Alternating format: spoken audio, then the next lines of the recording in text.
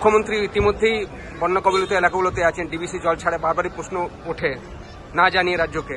আপনি একটা প্রশ্ন করেছেন, তার জবাবে কি পেয়েছেন, কতটা সন্তুষ্ট আপনি?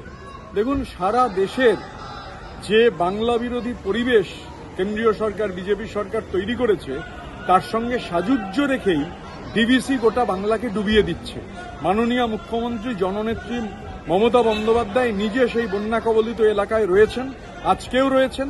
আমি প্রশ্ন করেছিলাম যে ডিবিসি কত জল ছেড়েছে।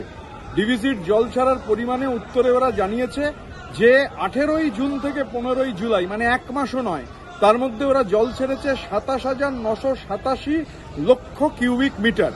আমরা বলছি যে 2 মাসে, জুন এবং জুলাই মাসে ডিবিসি জল ছেড়েছে 50,02,087 লক্ষ কিউবিক মিটার। অভাবনীয়। এবং এটা মনে রাখতে হবে, 2023-এর থেকে এই পরিমাণ হচ্ছে 30 গুণ, 2024-এর থেকে 11 গুণ। আমি জানতে চেয়েছিলাম যে রাজ্য সরকার, বাংলার সরকারের সঙ্গে আলোচনা করা হয়েছে কিনা।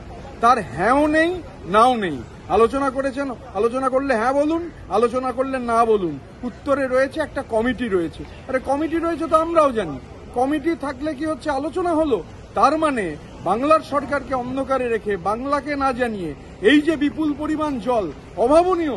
2 মাসে 50,287, যদিও জবাবে কায়দা করে মাত্র 28 দিনের হিসেব দিয়ে বলছেন 27,987, ছাড়া হয়েছে 50,287 লক্ষ কিউবিক মিটার জল। এবং আমাদের গোটা দক্ষিণবঙ্গের ফসল ধ্বংস হয়ে গেছে, দক্ষিণবঙ্গের বাঁধগুলো ধ্বংস হয়ে গেছে, দক্ষিণবঙ্গের রাস্তাঘাট ধ্বংস হয়ে গেছে, ঘরবাড়ি ধ্বংস হয়েছে, ও গবাদি পশু ধ্বংস হয়েছে, মানুষ পথের ভিখিরি হয়েছেন। বাংলাকে ডুবিয়ে দেওয়ার জন্য কেন্দ্রীয় সরকারের দেশবিরোধী যে ষড়যন্ত্র, তার অংশ হিসেবে ডিবিসি এই ষড়যন্ত্র করছে। ওরা ভুলে যাচ্ছে যে ওরা জল ছেড়ে বাংলার মানুষকে ডুবিয়ে দিতে পারে, ডুবিয়ে দেওয়ার চেষ্টা করতে পারে। এটা ম্যানমেড ডিজাস্টার, ম্যানমেড বন্যা। ডিবিসি এই বন্যা ঘটিয়েছে। মমতা বন্দ্যোপাধ্যায় একদম দাঁড়িয়ে বন্যা কবলিত এরিয়ায়, বন্যা কবলিত এলাকায় গোটা পরিস্থিতির সরজমিনে গোটাটা তদারকি করছেন, মানুষের পাশে দাঁড়াচ্ছেন।